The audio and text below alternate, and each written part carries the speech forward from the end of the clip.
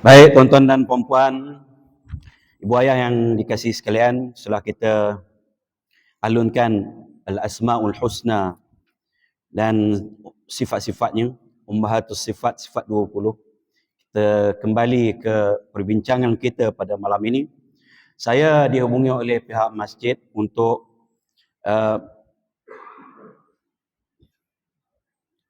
menukar tajuk ataupun menggantikan topik kita pada malam ini daripada tafsir kepada Isra' dan Mi'raj. Dan seperti apa yang saya faham ataupun saya difahamkan, masjid ini sepanjang minggu ini bercerita tentang Isra' dan Mi'raj. Ini satu perkara yang sangat baik. Kerana pada minggu lepas saya singgah di sebuah masjid di Pasir Putih dan saya tengok ada 3 kuliah, 3 kali ceramah perdana, termasuk jemputan daripada Selangor berkenaan dengan Isra' dan Mi'raj. Peri pentingnya Isra' dan Mi'raj ini sehingga kan negeri kita bercuti meraihkan, membesarkannya. Dan ini perlu disebut-sebut ya, supaya generasi kita menerima seadanya sebagai mukjizat yang terbesar, antaranya yang berlaku pada Rasulullah SAW. Jadi kalau di sekolah, sepatutnya saya pada hari ini berkuliah di sekolah sendiri, berceramah di sekolah sendiri, tapi ya, berbetulan ada jemputan majlis apresiasi anak, saya terpaksa gantikan dengan orang lain. Dan kuliah pada malam ini adalah kuliah yang kelima mengenai Isra' dan Mi'raj untuk musim ini. Terakhir di Darau, alhamdulillah ramai yang hadir, tetapi disayangkan tidak ramai juga generasi muda, belia-belia, remaja, kanak-kanak pun tidak ada. Ini sangat disayangkan kerana kita bimbang dalam keadaan generasi kita dididik dengan pemikiran kritis, mereka akan menolak peristiwa yang besar ini. Di sekolah-sekolah saya merayu dan saya sarankan supaya janganlah skip. Kepada cikgu-cikgu, jangan skip mengadakan sambutan Isra' dan Mi'raj ini kerana perihal pentingnya. Saya sudah membaca dalam internet, ada yang mengatakan bahawa jangan ajar anak-anak saya pada ustaz dan ustazah. Jangan cerita pada anak saya batu bercakap. Tuan-tuan dan puan-puan, mukjizat. Dalam kitab ini pun, Mu'jizatul Rasul sallallahu alaihi wasallam. Alfu mu'jizatin min mu'jizatir Rasul. Ada 1000 tuan-tuan dan puan-puan mukjizat. Ada, memang ada. Batu memberi salam kepada Nabi sallallahu alaihi wasallam. Pokok kayu bercakap. Bahkan tanggal daripada akarnya mendatangi Nabi sallallahu alaihi wasallam. Serigala, rusa bercakap dengan Nabi sallallahu alaihi wasallam. Ya. Batu, unta keluar daripada batu. Unta keluar daripada batu. Keluar dari batu, tuan-tuan dan puan-puan, mukjizat Nabi Saleh alaihi salam. Itu adalah semua mukjizat yang disebut dalam Al-Quranul Karim. Maka wajib kita percaya. Bukan beriman kepada mukjizat itu adalah rukun iman yang ketujuh, tidak. Rukun iman termasuk percaya kepada kitab, percaya kepada Nabi dan Rasul. Kerana ada disebut dalam hadis-hadis, bukan setakat hadis sahih, tapi hadis mutawatir. Hadis mutawatir yang kita tidak boleh tolak. Seperti perihalnya mencerita tentang Isra' dan Mi'raj ini, ada 20 orang sahabat. Dalam musnad para sahabat meriwayatkan, termasuklah diriwayatkan oleh Imam Bukhari, Imam Muslim, tentang Isra' dan Mi'raj ini. Maka sampai tahap qat'i yusbut, kita tidak boleh tolak lagi. Seperti periwayatan Al-Quranul Karim. Al-Quranul Karim kita tidak boleh tolak kerana dia mutawatir. Tolak kita jadi kafir. Dan apatah lagi disebut dalam Al-Quran tentang Isra' dan Mi'raj ini. Jelas-jelas. Dalam surah Al-Isra' ayat 1. Dan bercerita tentang Mi'raj dalam surah An-Najm. Dalam ayat-ayat yang pertama itu 12, 13 hingga 18. Bercerita tentang Mi'raj. Maka peristiwa ini adalah peristiwa yang besar yang berlaku pada Nabi dan mukjizat terbesar.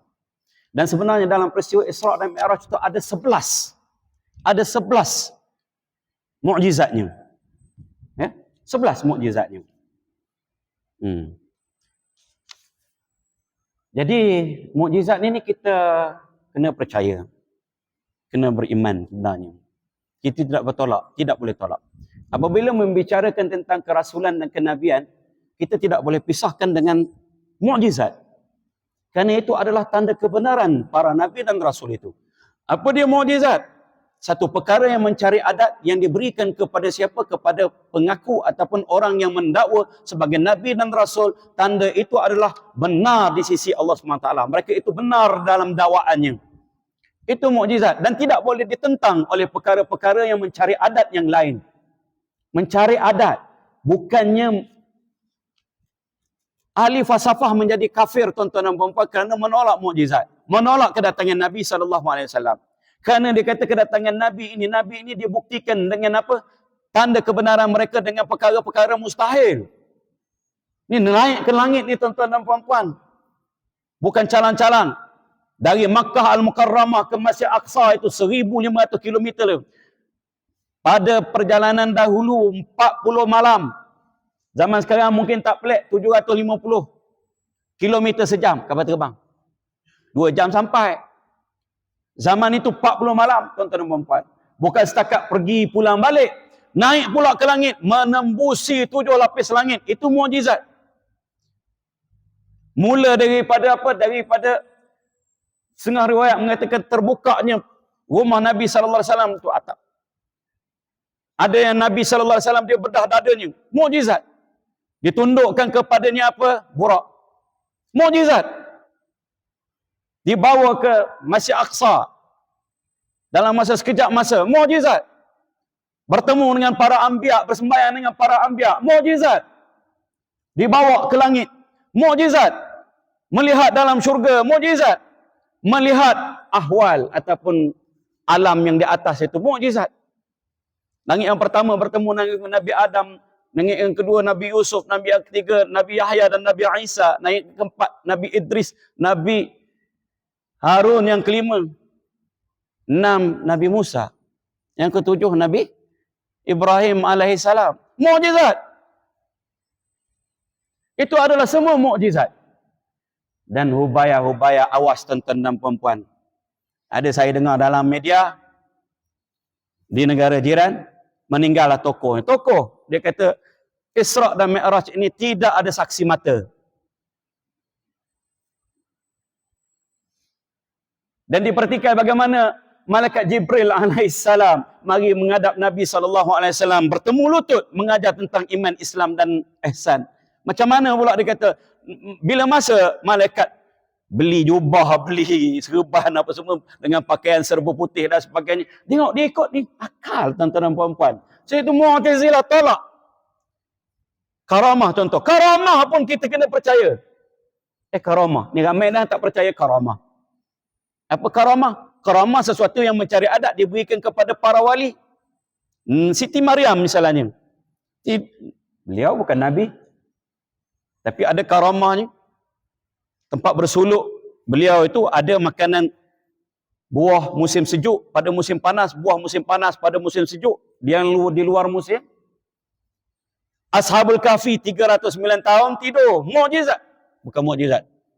Karamah. Pengikut Nabi Sulaiman alaihissalam. Dia boleh bawa istana, singgasana Ratu Balqis tu. Dalam masa setengah kerdipan mata. Bukan satu kerdipan mata, setengah kerdipan mata. Apa tuan-tuan dan puan-puan? Karamah. Kita tak boleh tolak. Karamah pun tak boleh tolak. Apatah lagi mukjizat. Ini ramai tuan-tuan dan puan-puan. Kita bimbang. Ada sekolah kita, macam-macam.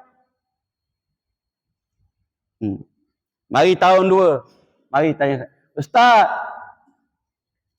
Sebenarnya itu saya nak cerita ada dua poin penting, topik penting pada malam ini. Mudah-mudahan kita sempat perkatakan, topiknya panjang. Biarkan dulu. Tapi yang kita hadapi tuan-tuan dan puan-puan di sekolah. Di sekolah rendah. Pergi ke sekolah menengah apatah lagi. Kita cek anak-anak kita akidahnya macam mana. Seperti yang saya nak cerita ni. Ustaz, Allah tu macam drug itu ya, berbola api. Khayalan dia, imajinasi dia. Tahun 2. Itu saya kata Dragon Ball. Lepas mengaji tuan-tuan dan puan-puan. Lepas mengaji. Dia bawa Quran terjemahan. Rupanya dalam Quran terjemahan. Kita pagi-pagi ada mengaji. Setiap pagi ada mengaji. Mengaji pagi. 7 suku tu 7.20 mula. Sampai 7 sebelum 7.45 berhenti masuk kelas. Sekarang ni kita mengaji, wajibnya ialah Taha ayat 5. 5 ayat. Dan surah Al-Mulk pada setiap pagi. Dia mari bawa Quran terjemahan tuan-tuan dan puan-puan. Dalam surah Taha ayat ke-5. Ustaz, saya terbayang sokmo Allah SWT bersila atas kursi, atas arash. Saya terbayang sokmo. Itu tuan-tuan dan puan-puan. Cabaran yang kita hadapi bagaimana? Di sekolah. Pada generasi muda terutamanya, belia-belia. Oh, tak payah itu. Orang tua pun pening. Pernah satu kali dia tunggu saya dekat garaj. Masalah keberadaan Allah SWT. Di sana, di sini, tinggi tak tinggi dan sebagainya. Sejam lebih pula bawa garaj tu. Lebih lama kuliah daripada atas masjid. Baru clear, tuan-tuan dan puan-puan. Baru tak ada masalah dalam pemikiran dan sampai sekarang ni. Kalau tidak pun, Masya Allah, macam-macam. Ya. Sebab itu, kita kena adakan majlis seperti ini. Supaya apa? Supaya generasi kita, dia tidak mengikut akal. Perkara mukjizat bukan mustahil pada akal. Dia mustahil pada adat. Akal tidak mustahil. Kodrat Allah SWT tidak tertakluk kepada yang mustahil dan yang wajib. Mustahil Allah SWT nak mematikan dia. Mustahil Allah SWT nak jadikan Tuhan yang serupa dia yang kedua. Mustahil. Perkara yang wajib, perkara yang mustahil tidak tertakluk. Tetapi Allah SWT boleh bawa ni yang perkara yang mencari adat. Pada adatnya tak mampu. Rasulullah bukan pergi sendiri. Pergi sendiri ke? Asra, bukan Sarah. Asra tu Hamzah Ta'diyah. Maksudnya dibawa pada waktu malam. Diperjalankan pada waktu malam. Asra. Kuasa Allah SWT. Sebab itu Allah SWT mulakan ayat Al-Isra ayat 1. A'udzubillahi minasyaitonirrajim. Bismillahirrahmanirrahim. Subhanalladzi asra bi'abdihi laylan minal masjidil harami ilal masjidil aqsa alladzi barakna hawlah linuriyahu min ayatina innahu huwas sami'ul basir. Subhana. Di sini yang kita nak ambil tuan-tuan dan puan-puan. Topik kita pada malam ini hanya nak bahas subhana sahaja. Apa maksudnya? Subhana, subhana maha suci Allah SWT. Kalau kita belajar bahasa Arab, kita belajar ilmu balaghah, dia panggil isim alam ini seperti Osman. Subhana maksudnya maha suci Allah SWT. At-tanzih minal ajzi wan naqsi. Mensucikan Allah SWT daripada segala sifat kelemahan dan sifat kekurangan. Itu subhana. Dia panggil tasbih. Ini dipanggil bara'atu istihlal. Disebabkan perkara yang nak dicerita selepas itu adalah perkara yang mencari adat. Maka dimulakan dengan subhana. Mensucikan Allah SWT. Allah SWT maha mampu, maha kuasa, maha kudrat. Dan subhana juga kita gunakan apabila kita tengok sesuatu perkara yang mengagumkan kita. Kita tengok. Apa dia? Saya lalu tuan-tuan dan puan di kampung Tanah Merah. Saya tengok, Masya Allah, cantik. Negeri kita ni, Terengganu, sebuah negeri yang cantik. Paling cantik sekali Besut. Minta maaf lah daerah-daerah lain. Yang paling cantik Besut. Ya. Saya lalu di situ, saya tengok seperti lukisan khayalan kita waktu kecil-kecil. Apa dia tuan-tuan dan puan? Kalau saya bagi kertas A4 sekarang itu, lukis gambar, apa dia? pemandangan dalam masa 3 minit. 99 tuan-tuan dan puan-puan, orang yang melukis itu, dia lukis apa? Gambar sawah, petak-petak, itu ada bukit 2, gambar pokoknya, itu ada burung 2-3 ekor terbang. Betul tak? Itu matahari. Betul, macam tu lah. Macam tu saya tengok. Saya lalu situ, subhanallah, subhanallah. Maha hebat Allah SWT. Maha cantik Allah SWT. Allah yang jadikan dia itu. Maha indah. Allah SWT itu indah. Sukakan keindahan. Innallaha jamilun wa yuhibbul jamal. Tuan-tuan mungkin tak perasan. Mungkin tak perasan. Dah kalih dah. Dah kalih. Tapi besut sangat cantik. Sebab apa? Kita bayangkan, kita bandingkan dengan Jordan. Jordan tu bukit bukau, merah aja tanahnya. Keluar beberapa bulan saja, sebulan sekali, sebulan setahun keluar bunga, rumput-rumput hijau. Sini Masya Allah sepanjang tahun. Subhanallah apabila kita kagum. Ni, sebab itu Allah mulakan Subhana. Maksudnya, kita ucap tasbih, Subhanallah. Tasbih. Kalau tahmid, ini kali ketiga dah saya tebut masjid ni. Kita uji tengok. Tuan-tuan ingat ke tak? Kalau tahmid, Alhamdulillah. Alhamdulillah. Dapat jawab. Takbir, ni tak payah. Tahlil. La ilaha illallah tu tahlil. Ada orang bertanya pada saya, kenapa hak yang banyak-banyak ayat Quran itu tak dinamakan? Ini dipanggil itlaqul juz'i alal kull. Menamakan sebahagian kecil benda yang ada dah tu untuk semua. Macam kita semayang ni solatun doa. Bukan semua doa dalam semayang kita. Tapi dia panggil solat. Faham tak tuan-tuan dan puan-puan? Dia pertikaian kata banyak bunga-bunga dia. Tahlil sikit. La ilaha illallah tu tapi panggil tahlil. Tahlil tu halala yuhallilu tahlilan. La hawla wa la quwata illa billahil aliyil azim. Apa dia? Ini saya bagi RM50 hari tu di sekolah. Di sekolah. Siapa dapat jawab? Berulang kali kita sebut. Murid kita tak dapat jawab juga. Saya tak tahu tuan-tuan dan puan-puan zaman sekarang. Langsung tak ada penumpuan. Fokus. Lama-lama saya tak nak tanya dah. Kalau tanya jadi kecewa. Istighfar. Astagfirullahaladzim. Bismillah. Ada saya suruh pada seseorang. Budak. Saya kata, baca bismillah. Dia kata, bukan bismillah Ustaz, basmalah. Bukan. Baca basmalah. Dia kata, bukan bismillah, bukan basmalah Ustaz, bismillah. Kata dia. A'udzubillahi minasyaitonirrajim. Ta'awuz. Isti'adzah. Baik. Subhanallah. Tasbih. Rupa-rupanya ramai orang tak tahu lagu raya. Mari kita bertakbir, bertasbih, bertahmid. Kemudian tak tahu. Takbir dia tahu. Baik. Ni. Subhanallah. Maha suci Allah SWT. Jadi perkara ini adalah perkara mukjizat yang luar daripada hukum adat, mencari adat, koyak adat. Contoh, api membakar. Tapi kepada Nabi Ibrahim alaihissalam, api tidak membakar. Sebab apa? Cari adatnya. Siapa yang mencarikan adat itu? Cari adat maksudnya rosak pada kebiasaan. Jadi mukjizat ialah perkara yang mencari adat, bukannya bertentangan dengan akal. Akal boleh terima. Akal boleh terima. Dia hanya adat. Adat. Biasanya begitu.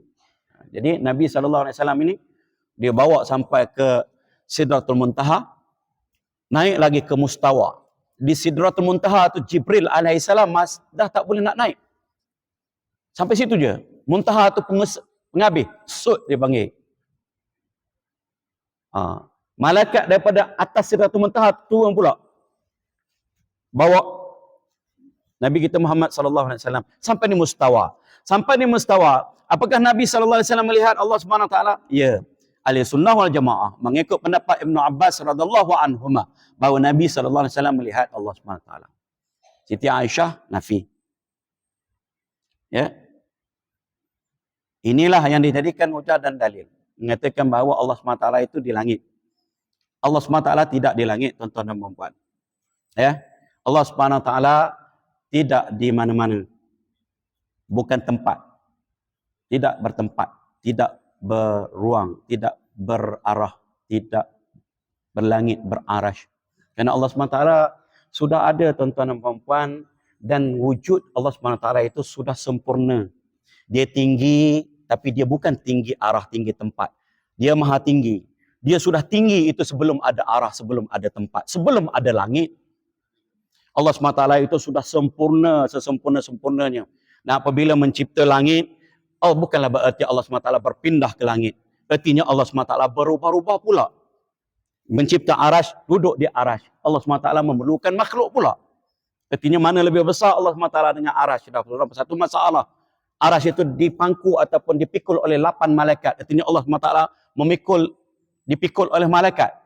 Jadi banyak persoalan-persoalan itu. Allah SWT ni tuan-tuan dan puan-puan, wujudnya sudah sempurna. Sebelum ada langit, sebelum ada arash, sebelum ada ruang, sebelum ada tempat, sebelum ada arah. Itu semua adalah makhluk yang dicipta. Jadi Allah SWT wujud itu, dia tidak memerlukan qiyamuhu binafsi. Dia berdiri dengan sendiri, tidak ada yang menjadikannya. Mukhalafatuhu lil hawadis. Dia tidak serupa dengan segala sesuatu. Qiyamuhu binafsi. Laisa kamitslihi syai'. Asy-Syura ayat 11. Walam yakul lahu kufuwan ahad. Surah Al-Ikhlas. Allah SWT tidak setara, tidak sama dengan makhluk. Jadi apa arti? Apa arti Allah SWT itu dilihat? Artinya memang Nabi SAW melihat, tapi bukan berarti Allah di langit. Tidak.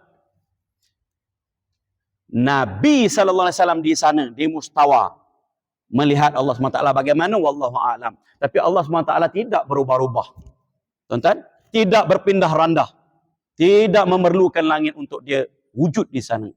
Dia tidak di luar alam, tidak di dalam alam. Salah siapa-siapa yang kata Allah adalah alam ghaib. Jadi tuan-tuan dan puan-puan, ini kena jelas dulu perkaranya. Ya. Allah SWT itu sudah sempurna, sesempurnanya. Macam juga kita dalam syurga. Apa tuan-tuan? Nikmat yang paling besar sekali dalam syurga. Yang paling nikmat sekali. Melihat Allah SWT. Ya. Tetapi apakah Allah SWT dalam syurga? Allah masuk dalam syurga. Syurga boleh meliputi Allah SWT. Artinya Allah boleh menyusup. Menyelit. Masuk. Tidak. Allah tetap Allah. Tapi bila dia buka hijab, maka kita boleh lihat. Bagaimana wallahu a'lam. Bukan berarti Allah di syurga. Tidak, tuan-tuan dan puan-puan. Macam Nabi Ibrahim AS. Diarahkan supaya ke Palestin. Inni zahibun ila Rabbi. Sungguhnya aku pergi kepada Tuhanku. Fa innahu sayahdin. Kerana sesungguhnya dia akan memberi petunjuk kepada aku. Kemana Nabi Ibrahim AS pergi? Mana? Ke Palestin. Artinya apakah Allah SWT di Palestin? Kita semayang. Kita naik haji. Ke Makkah. Apakah Allah SWT di Makkah? Di Kaabah? Tidak. Kita menghadap ke Kaabah sebagai kiblat? Tidak. Nabi Musa AS diarahkan bermunajat di Tur Saina. Nah. Wakallama Allah Musa taklima.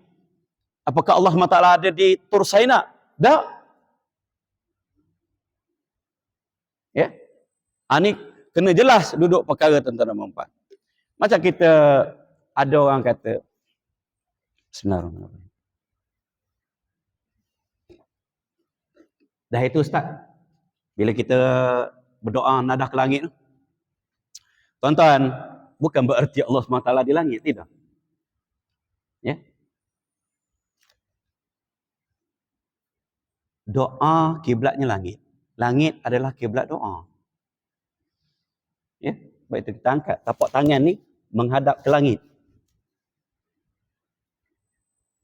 Ada amalan kita berdasarkan kepada yang dibuat oleh Nabi SAW dalam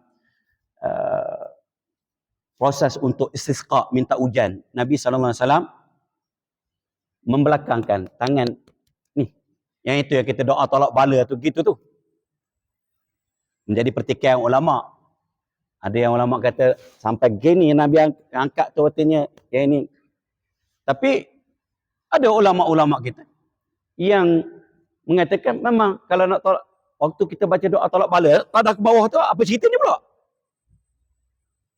Takkan Allah SWT di bawah? Ya. Kiblat semayang kita mana? Kaabah, bukan Allah SWT di Kaabah. Kiblat doa kita di mana? Kiblat sujud maksud saya. Kiblat sujud kita mana? Ni, bumi, lantai. Bukan berarti Allah SWT di situ. Ya, aqrabu ma yakunul 'abdu min rabbih wa huwa sajidun fa aktsiru du'a. Nabi sallallahu alaihi wasallam bersabda. Sedekat-dekat seorang hamba itu di mana, tuan-tuan dan puan-puan? Paling dekat sekali dengan Allah SWT. Di mana? Dalam sujud. Seseorang paling dekat sekali dengan Allah SWT ialah waktu dia bersujud. Maka perbanyakkanlah doa, kata Nabi SAW. Sebab itu kita sujud lama sikit, main ajak sujud terakhir. Tak? Kalau Allah SWT itu tinggi, tingginya di langit, artinya bukanlah waktu sujud paling dekat, betul? Tentu sudah waktu qiyam, waktu berdiri lah paling dekat. Itu yang jam tu. Dia kata semakin tinggi seseorang, semakin dekat dengan Allah SWT. Artinya naik gunung Everest, makin dekat dengan Allah SWT berbanding dengan orang bawah. Jam kering. Saya tengok pula dalam media. Dia kata apa? Kalau Yahudi percaya Allah di langit, takkan kita tak percaya kot? Kristian percaya Allah di langit, takkan kita percaya? Dia ikut Kristian, ikut Yahudi. Akidahnya. Ni. Jadi, ini kena jelas duduk perkara ni. Kenapa kita tidak boleh i'tiqadkan bahawa Allah Subhanahu Wa Taala itu di langit? Banyak. Kerana bertentangan. Bertentangan. Baik. Ada yang mengatakan, dia kata apa? Allah duduk di arash. Baik. Ayat lain, masalahnya ialah, kita kata, istawa dalam bahasa Arab ada 15 maknanya. Kenapa kita pilih duduk? Itu menunjukkan kita ni nak mikir-mikir mentajisimkan Allah SWT, mentashbihkan Allah SWT. Dia ada ya, mujassim ialah menjisimkan Allah SWT. Penjisim kita panggil. Mengatakan Allah SWT tu bertubuh, berbadan, mengambil tempat. Ada jisim. Itu mujassim. Musyabbih yang menyerupakan Allah SWT. Dia penyerupa. Serupa. Serupa dengan kita. Pergi mari Allah SWT.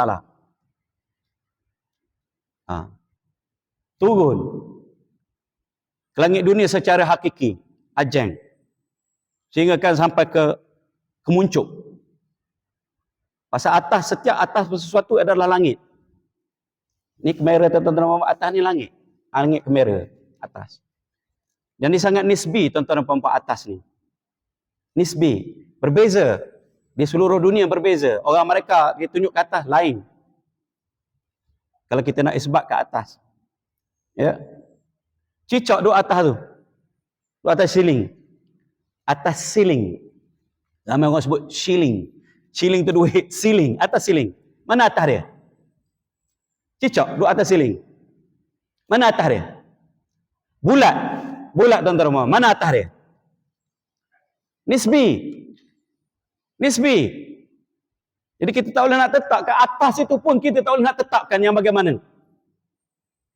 Sebab tu tuan-tuan dan puan-puan, waktu saya mengaji, saya tanya dua soalan. Kita tanyalah. Kawan saya sebenarnya, kita pekat di rumah, tanya doktor dia. Dia tak dapat jawab tuan-tuan dan puan-puan. Doktor, mengajar pasal mengajar akidah. Dia tak dapat jawab. Dia hanya jawab, laisa likulli soalin jawab. Not all question deserve an answer. Kalau kita buat begitu, di luar, di sekolah, siapa tanya, keluarkan nyah dia daripada sekolah ni. Jangan tanya, bid'ah, haram tanya ini. Jeng, tuan-tuan dan puan-puan. Saya ingat bimbang jadi. Ada seorang ulama, namanya Abdullah Qasimi. Lahir 1907.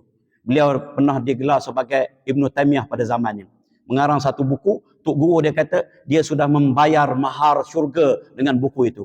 Dan dia berpegang kepada zahir-zahir saja, berlaku tanakut, pertembungan. Lama-lama dia jadi etis. Akhir hidup dia jadi etis. Tak percaya Tuhan. Tolak keluar tu daripada Islam. Tak percaya Tuhan lalu. Pasal apa? Tanakut. Sekali Allah SWT dia kata, okey. Wallahu ma'akum haitsuma kuntum. Macam mana ayat itu? Innallaha ma'ana. Sungguhnya Allah bersama dengan kita. Bersama macam mana? Bersama secara zat. Ajaib. Dah, di arah secara zat. Di langit secara zat. Sudah. Macam mana nak tu? Jadi lama-lama dia terlalu banyak tanakut. Maka sebab itu mengikut ahli sunnah wal jamaah yang kita pegang di Nusantara, pegang di Malaysia, yang kita pegang di negeri Terengganu, yang sudah dipatuakan, ialah kita berpegang kepada takwil. Ya, seperti apa yang disebut oleh Al-Imam Ibrahim Al-Laqani. Dia kata apa dalam sebaik syair? Kullu nassin awhamat tashbiha awilhu aw fawwit warum tanziha. Semua nas yang menggambarkan, mewahamkan kepada apa? Penjisiman, pentashbihan, penyerupaan dengan makhluk, maka hendaklah dibuat dengan dua sikap ini. Yang pertama, awilhu. Awil maksud takwil. Takwil mengikut disiplinnya. Disiplin bahasa Arab. Tangan adalah kuasa. Tangan adalah kemurahan. Dalam semua bahasa pun begitu. Tidak diterjemahkan, tidak ditafsirkan sebagai tangan yang zahir. Ulama salaf tidak kata zahir ya. Mereka mensabitkan secara zahir. Kaifiatnya berbeza.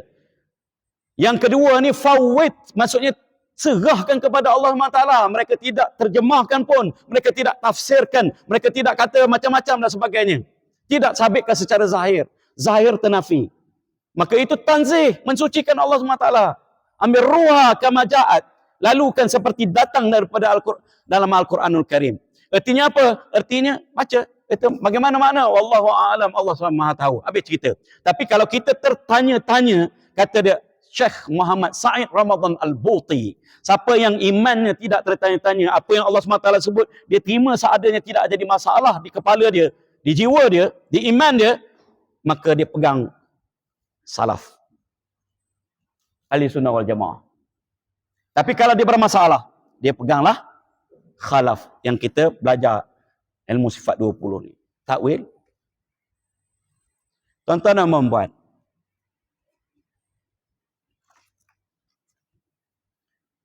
ada orang tanya, kalau gitu mana Allah SWT? Ada para sahabat tanya pada Nabi SAW. Nabi, Allah SWT turunkan apa? Wa idza sa'alaka 'ibadi 'anni fa inni qarib ujibu da'wat ad-da'i idza da'an.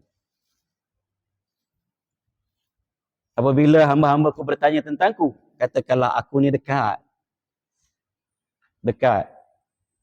Nahnu aqrabu minhu wa nahnu aqrabu ilahi min hablil warid.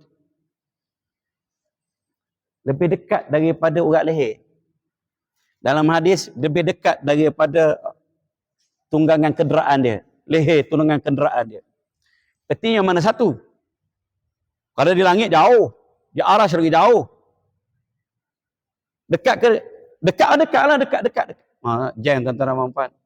Jadi para salafus salih juga mentakwilkan ma'iyatullah, kebersamaan Allah Subhanahu Wa Taala itu, dia kata apa? Ilmu Allah, bukan zat Allah SWT. Dan kalau boleh takwil yang ini, kenapa tidak boleh takwil yang itu? Itu masalahnya. Ya? Kenapa tak boleh takwil yang arash? Yang ini boleh takwil. Dan ada setengah tentara mempas, saya baca. Dia kata, secara hakiki, Allah SWT bersama dengan kita. Ajang. Bersama dengan kita secara hakiki, ma yakunu min najwa min salasatin illa huwa rabi'uhum. Tidak ada dalam berbisik-bisik 3 orang itu melainkan Tuhanlah yang keempat bersama dengan orang berbisik di hadapan orang yang bersembahyang. Idza kana ahadukum fi salatihi fala yabsuq fi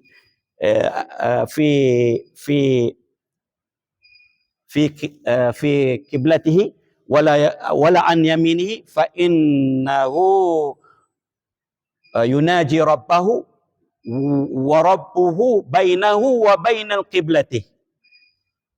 Wa rabbuhu bainahu wa bainal qiblati.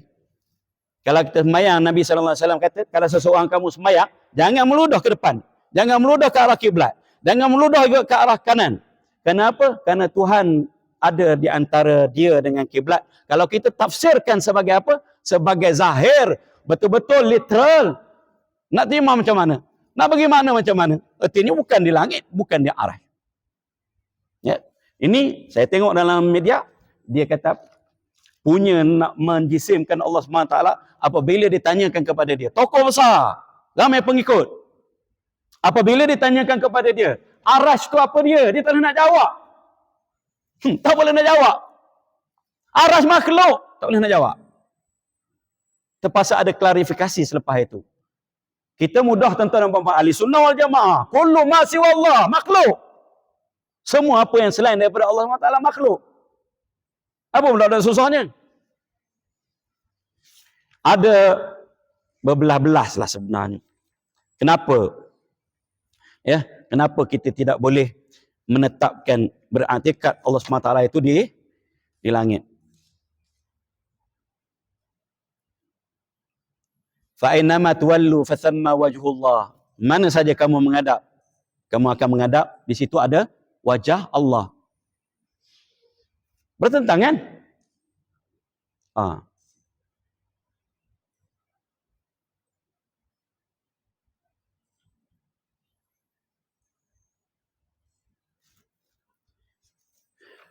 Jadi panjang tuan-tuan dan puan-puan sebenarnya perbahasan ini. Jadi kalau saya syorkan kepada masjid-masjid, mesti ada kuliah akidah ini. Mesti ada. 3 tungku ini. Seperti yang dipantunkan oleh Raja Ali Haji dalam serangkap pantunnya. Buah jambu dia makan kera, dia petik rokyah, lari ke hutan. Ilmu itu bercabang 3 yang menjadi penyuluh jalan. Penyuluh jalan. Ia menjadi penyuluh jalan. Tiang tungku tu, kita belajar apa? Kita belajar tauhid untuk mengesahkan akidah kita. Kita belajar fiqh untuk mengesahkan ibadat kita. Kena tahu sah, syarat sah, batal. Syarat rukun sah batal. Kita belajar tasawuf untuk mengesahkan nilai pahala, nilai amalan kita.